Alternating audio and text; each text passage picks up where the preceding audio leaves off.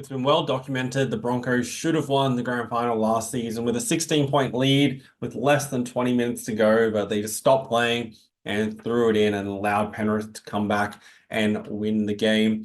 This season, looking ahead, I feel like they might drop off a little bit. Last year, they won 18 games. Can see that dropping down to 16 wins this season. So I have a similar opinion to the bookmakers.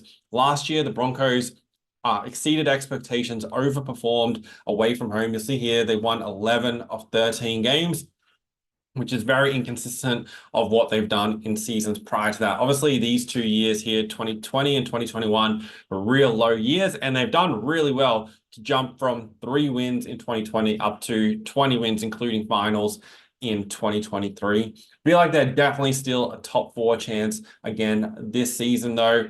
They're number 4 rated attack and number 2 rated defensive side. So with those factors in mind, it's hard to see them dropping off all that far. And they, especially when you look at defensively, they were clearly the second best team and not all that far off Penrith. So it's going to take a pretty big drop off defensively for them to fall away too much. They do lose a couple of key players in Herbie Farnworth and Flegler, so that's going to leave a little bit of a hole. The other concern is Adam Reynolds turns 34 this season, and they definitely can't afford to lose him to injury. A lot of their other players are still fairly young, and losing that experience on the field will take a toll on the Broncos. So Reynolds staying fit is super important. Also, the other interesting thing with the Broncos is where their motivation levels are at and how last year's grand final defeat is going to affect them psychologically. You know, some teams can come through that and perform really well of it and play at a high standard. Other teams can mentally affect them and they can have a low year. We've seen over the years plenty of times teams that were top 4 or grand final teams last season miss the top 8 the following year. So feel like they're still a young side, so they can come through it. There's still definite big opportunities next year and the year after for the Broncos. And even potentially, like, they were slightly ahead of, you know, their expected timeline with how they went last year as well. They haven't added any key players this season, but they've gotten more experience into those key players. One other important thing to note is the Broncos for this season are currently $4.35 to win the premiership. I think that number is way too short, or that amount is way too short. Especially, you want to see how they get through these first 6 weeks. They play the Roosters, then South Sydney, and then they go down. Well, they play the Roosters in Vegas, then play South Sydney, then they go play Penrith in Penrith, then the Cowboys, the Storm down in Melbourne, and then they play the Redcliffe Dolphins. So fairly tough opening 6 weeks against some good teams and have to travel to Penrith and Melbourne. So how they get through that period is going to be key. I can't see them starting the season, 5-1 or 6-0. So they're definitely premiership odds aren't going to shorten during that time. Their season wins at 16.5. I can see them settling on like just below that on 16 wins. Last year with 18 wins was the first time they've won 17 plus since 2015. That was the year they lost the grand final to the North Queensland Cowboys, if you remember. I think they're definitely a top 4, top 5, top 6 team at absolute worst, but should be a top 4 team if they come through this season well and stay healthy. They have a much easier draw this year as well. Last year, they had the hardest fixture, and this is one of the other factors that's really, helping me keep Brisbane up there. Hardest draw last year, 6th easiest this season. So much, much easier. And if they perform on the road like they did last year, then they're going to be right up there top 2 once again. From a statistical perspective, attacking the number 2 ranked points for quite a few teams up there, averaging 26 points per game. And then as we look through, number 3 in meters gained per point, number 1 in meters per play. So this gives their attacking players plenty of opportunity by getting down the field, 3rd in run meters, 2 in post-contact meters, and number 3 in line breaks and tackle breaks.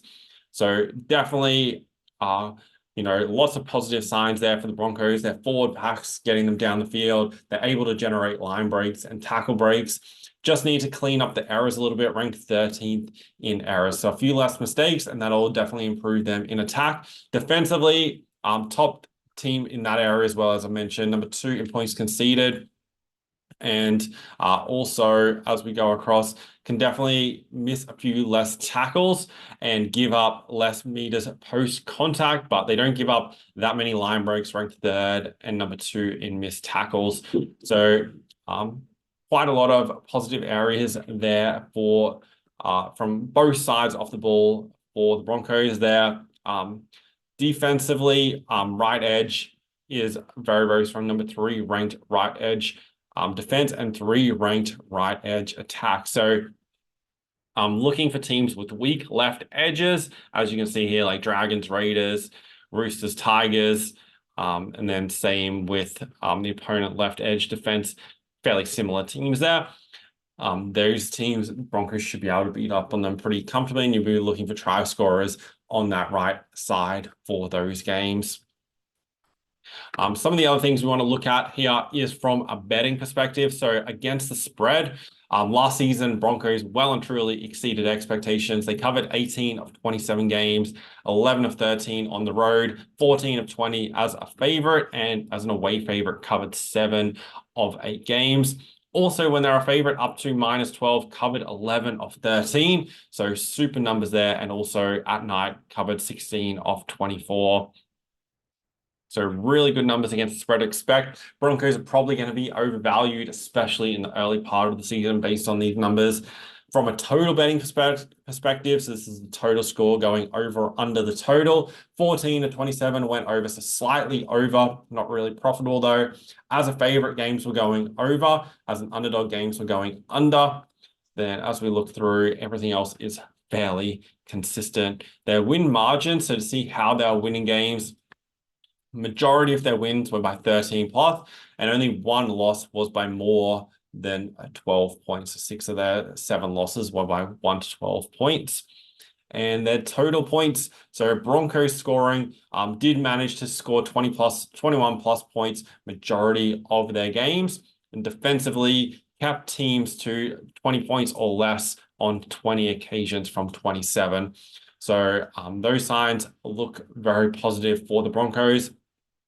As I said, I think they're going to finish on 16 wins. Wouldn't rush into the odds for them to win the premiership by any means, but they're definitely statistically a top 4 side, but just be cautious betting them early in the season, as I think they're going to be overrated. If you want to watch the previews and betting previews for all the other teams, make sure you check out the other videos on the channel.